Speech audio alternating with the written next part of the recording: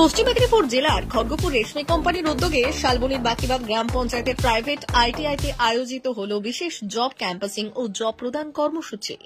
পূর্ব মেদিনীপুর, ঝাড়গ্রাম, হাওড়া, হুগলি, বাঁকুড়া, পুরুলিয়া এমনকি অন্যান্য রাজ্য থেকেও অনেক বেকার ছেলে এই ক্যাম্পাসিং এ অংশগ্রহণ করেন। মূলত 18 থেকে 23 বছরের মধ্যে ছাত্রছাত্রীদের জব দিতেই এই উদ্যোগ বলে জানিয়েছেন আইটিআই কলেজের চেয়ারম্যান।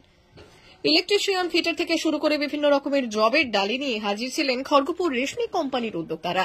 প্রচুর ছাত্রছাত্রীর স্বতঃস্ফূর্ত অংশগ্রহণে ক্যাম্পাসিং দুদিন চলবে বলে জানানো হয়েছে উদ্যোক্তাদের তরফে। এখানে ছাত্রছাত্রীদের প্রশিক্ষণের পাশাপাশি কিভাবে ইন্টারভিউয়ে অংশগ্রহণ করতে হয় সেই সমস্ত কিছু যেমন শেখানো হয়, তেমনি সরাসরি ইন্টারভিউয়ের মাধ্যমে কোম্পানিতে যোগ দেবার সুযোগেরও ব্যবস্থা ছিল।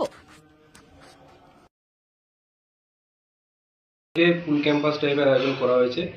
এখানে সমস্ত জায়গা থেকে বাঁকুড়া, পুরুলিয়া, হাওড়া থেকে সুদূর পশ্চিমবঙ্গবাসী সব দিক থেকে এখানে এসছে ক্যাম্পাসিং এ অংশগ্রহণ করার জন্য। ছাত্রছাত্রীদের কোন বিষয়টা দেখে ক্যাম্পাসিং করা হচ্ছে?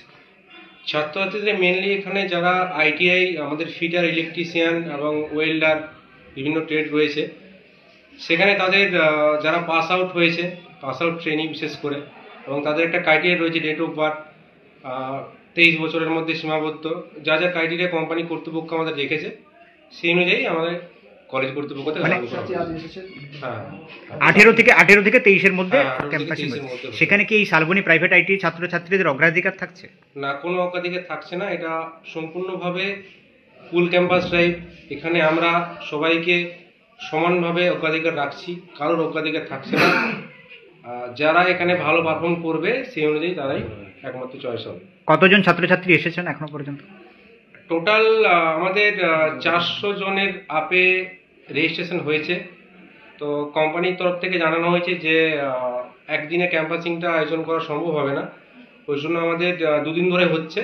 আজ মোটামুটি 200-250 জনের মতো হবে, কালকে আরও বাকিটা হবে। আজকে হচ্ছে, আগামীকালও চলবে?